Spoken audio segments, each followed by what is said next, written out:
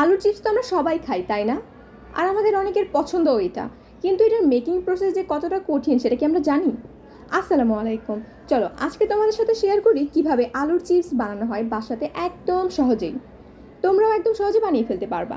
তো এর জন্য আমাদের প্রথমেই লাগবে আলু। তোমরা যেরকম পরিমাণে বানাবা সেরকম আলু নিবা। এরপরে আলুটাকে ভালোভাবে আগে ধুয়ে নিবা, অথবা কাটার পরে খুব ভালোভাবে ধুয়ে নিতে হবে যাতে বালি না থাকে।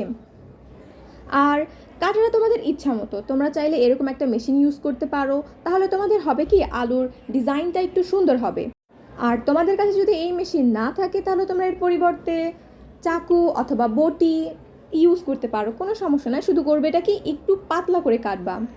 তো এরপরে এখন এটাকে ভালোভাবে ধুয়ে নিতে হবে, ভালোভাবে, যাতে কোনো বালি না থাকে। বালি থাকলে আবার একটু সমস্যা। তো ভালোভাবে ধুয়ে নেওয়ার পরে এটাকে এখন ভালোভাবে বয়েল করে নিতে হবে। তো আসলে বয়েল করার ক্ষেত্রেও তোমরা একটা ইউজ করতে পারো হলুদ। অনেকে হলুদ ইউজ করে, আবার অনেকে হলুদ ইউজ করে না। তো এখানে অবশ্য আমরা ইউজ করি নাই। তো তোমরা চাইলে এখানে হলুদ দিয়ে ভালোভাবে সিদ্ধ করে নিতে পারো।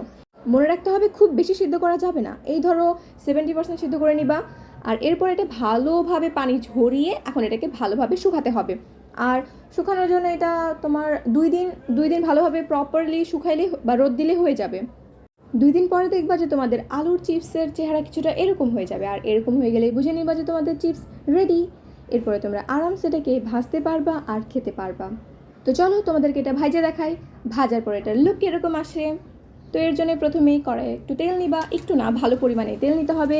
এরপরে এখন এখানে ছেড়ে দিবা তোমাদের চিপস। আর দেখো ভাই, কি সুন্দর লাগতেছে না? মনে হচ্ছে যে দোকান থেকে কিনে নিয়ে আসছি।